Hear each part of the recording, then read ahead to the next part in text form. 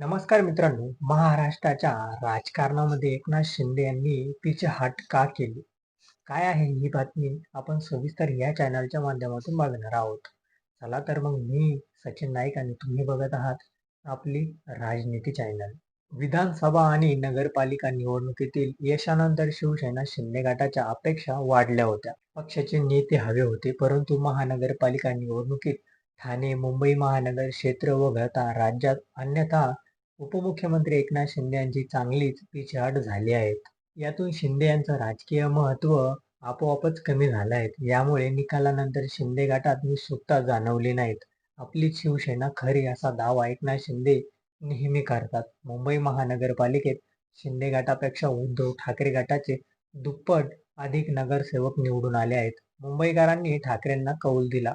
उद्धव ठाकरे व राज ठाकरे एकत्र आल्याने याचा फटका एकनाथ शिंदे यांच्या शिवसेनेला बसेल ही व्यक्त करण्यात आलेली अटकळ वास्तवात आली आहे. या निवडणुकीत ठाकरे बंधू एकत्र आल्याचा फटका शिंदे यांना बसला. अर्थात भाजपाला पूर्ण बहुमत मिळालं नसल्याने शिंदे गटाची मदत भाजपासाठी महत्वाची आहे. यातून शिंदे हे स्थायी समितीचे अध्यक्ष किंवा अन्य महत्वाचं पद पदरात पाडून घेतील अशी शक्यता वर्तवली जात आहे. शिंदे यांच्या ठाणे या बालेकिल्ल्यात 75 जागा मिळाल्या. शिंदे गटाचे हे सर्वाधिक यश आहे. कल्याण, डोंबिवली 54, नवी मुंबई 42, उल्हासनगर 36, नाशिक 26, जळगाव 22 हे अपवाद वगळता अन्य महानगरपालिकांमध्ये शिंदे गटाला फार काही चांगलं यश मिळालेलं नाही. लातूर आणि परभणीमध्ये शिंदे गटाला भोपळाही फोडता आलेला नाही. शिवसेना शिंदे गटाला राज्यातील 29 महानगरपालिकांमध्ये एकूण 394 जागा मिळाल्या आहेत. विधानसभेत शिंदे गटाचे 56 आमदार निवडून आले आहेत. गेल्या महिन्यात झालेल्या नगरपालिका निवडणुकीतही शिंदे गटाचे 37 नगराध्यक्ष निवडून आले होते. या तुलनेत महानगरपालिकेत शिंदे गटाची कामगिरी निराशाजनक राहिली आहे.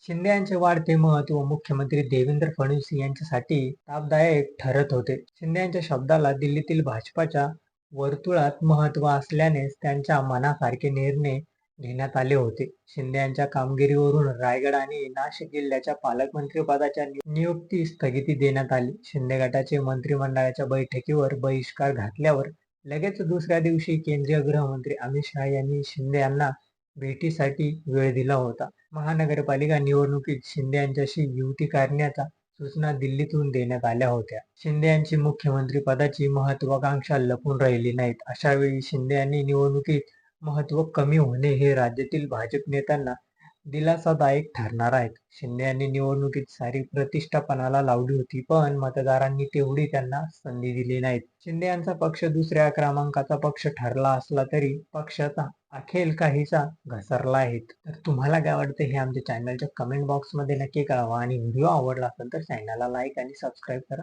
धन्यवाद.